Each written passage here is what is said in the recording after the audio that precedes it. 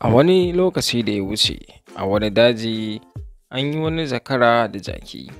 Jaki da zakara dai sun kasance abokanan juna. Abokantakar tasu ta yi ƙarfi sosai. Idan ɗaya yana cikin matsala, to ɗayan ke taimaka masa a kowane irin hali. Wata rana jaki da zakaran nan suka yi nisa da wannan daji domin su samo ma kansu abincin da za su ci. Suna cikin tafiya sai suka gamu da wani zaki. Zakin nan bai lura da su ba. Da suka fahimci zakin bai gansu ba, sai suka laɓe a bayan wata bishiya. Zakara da jakin nan suka tsaya bayan bishiyar suna jiran zakin ya wuce kafin su ci gaba da tafiya. Bayan wani ɗan lokaci sai zakara ya hango wata saniya tana kiwonta. Bayan da zakara ya ganta, ashe shi ma zaki ya ganta. Sai zakin nan ya tafi a hankali domin ya samu ya kama ta ya kashe don ya cinye.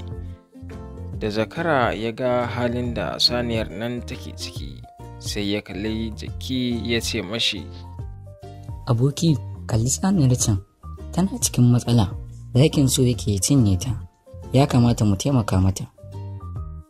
Ta yaya za mu iya taimakonta bayan da mun yi motsi, zakin mu ma yana iya kashe mu?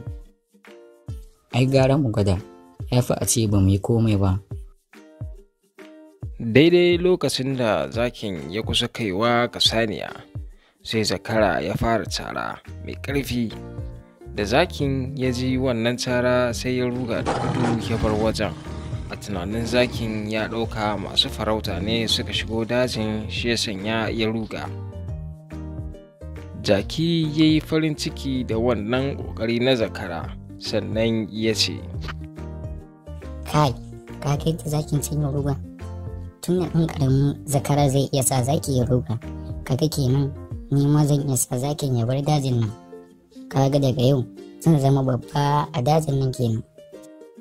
Bayan da jaki ya gama wannan magana tasa, sai ya bi bayan zakin nan da gudu, yana ƙoƙarin ya kori zakin daga dajin.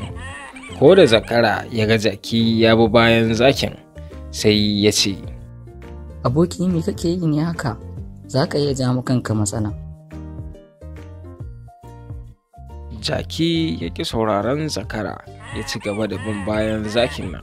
Da zaki ya ji kukan jaki sai ya tsaya, ya juyo ya ga ashe jaki ne ke binsa ba mafarauta ba. Sai zakin ya tsaya ya fara maganar zuci.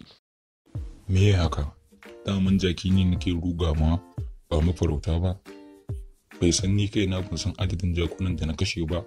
Har yake bina, lallai ya cika wawa, amma daga yau ba zai sake maimaita makamancin irin wannan ba. Kafin jaki ya juya ya gudu, sai zaki ya tsalle ya haye shi. Wannan zaki ya kashe jakin nan, sannan ya yi tafiyarsa. Jaki ya mutu ne saboda sakarcinsa. Darasin wannan labarin shine, yana da muhimmanci mu saurari shawarwari masu kyau, kuma kada mu yi sakaci da rayuwarmu. Kwaɗayin jakin da son mulkin shi ya makantar da shi daga ƙalubalantar zaki, kuma hakan ya sa ya rasa ransa. Zakara, wanda ya kasance mai hankali, ya tsira kuma ya koyi muhimmancin yin hankali. Kuma kada mu bar sha'awar mu ta kai mu ga hanya mai hatsari. Yana da muhimmanci mu yi la'akari da sakamakon ayyukanmu, kuma mu nemi shawarwari daga waɗanda suka fi mu hikima da ƙwarewa a cikinmu kafin mu yanke hukunci.